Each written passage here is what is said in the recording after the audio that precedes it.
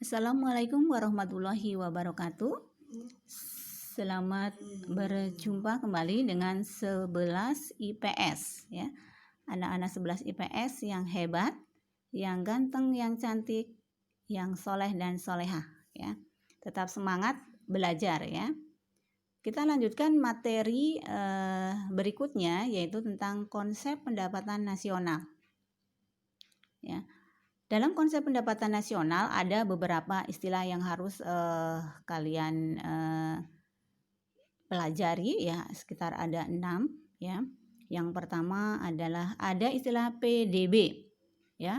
PDB itu kepanjangannya adalah produk domestik bruto, atau istilah aslinya adalah GDP, gross domestic bruto.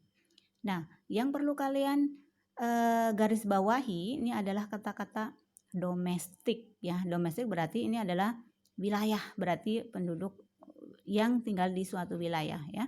Jadi yang dimaksud dengan PDB adalah nilai barang dan jasa yang dihasilkan oleh penduduk ya wilayah suatu negara ya, dalam jangka waktu tertentu. Biasanya adalah dalam waktu 1 tahun.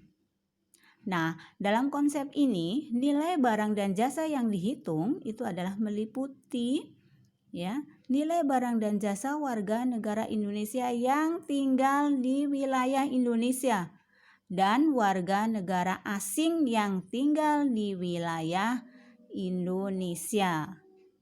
Ya. Ya, jadi untuk warga negara Indonesia yang tinggal di luar negeri itu belum dihitung di dalam konsep PDB.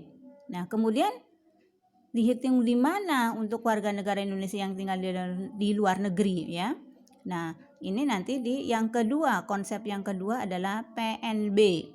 PNB ini adalah produk nasional bruto, atau istilah asingnya adalah GNP, gross national product ya.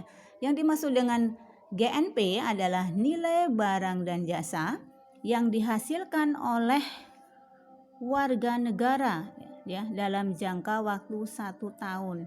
Ingat tadi, dalam PNB konsepnya adalah nasional ya. Jadi yang benar-benar menjadi warga negara Indonesia ya. Jadi dalam konsep ini yang dinilai adalah nilai barang dan jasa warga negara Indonesia, baik yang tinggal di Indonesia maupun yang tinggal di luar negeri. Nah, seperti apa yang mereka yang tinggal warga negara Indonesia yang tinggal di luar negeri?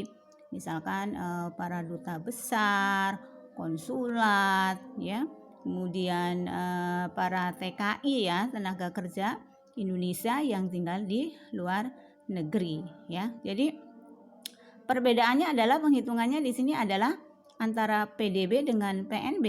Ya, perbedaannya adalah dalam penghitungan tentang warga negara ya, warga negara Indonesia ya.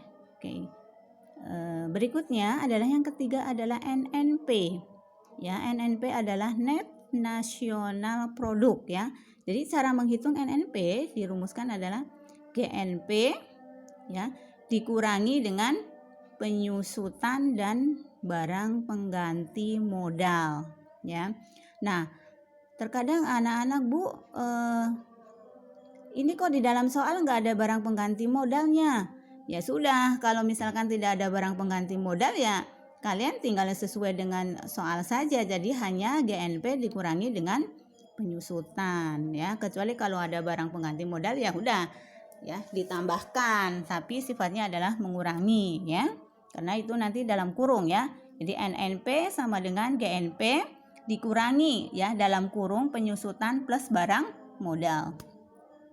Yang keempat adalah NNI, Net National Income ya.